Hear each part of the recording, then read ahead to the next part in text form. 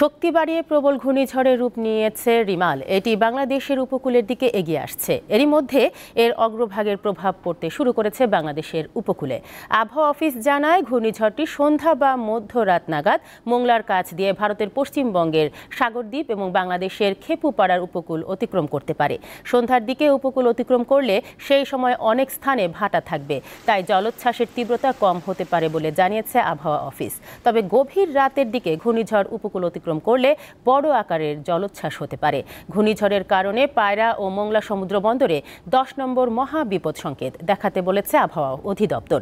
এছাড়াও খুলনা, সাতক্ষীরা, বাগেরহাট, পিরোজপুর, ঝালকাঠি, বরগুনা, বরিশাল, ভোলা, পটুয়াখালী এবং তাদের কাছের দ্বীপ ও চরগুলো 10 নম্বর মহা বিপদ সংকেতের আওতায় থাকবে।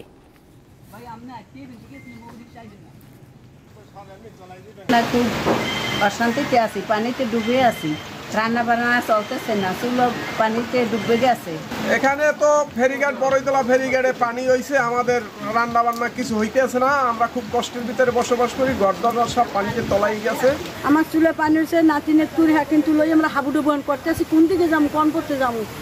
সকল শিক্ষা প্রতিষ্ঠান আশ্রয় কেন্দ্রের আওতায় আমরা নিয়ে এসেছি এবং আমরা বর্তমানে প্রচারে আছি। প্রচার অব্যাহত থাকবে এবং আমাদের স্বেচ্ছাসেবকরা মাঠে রয়েছে।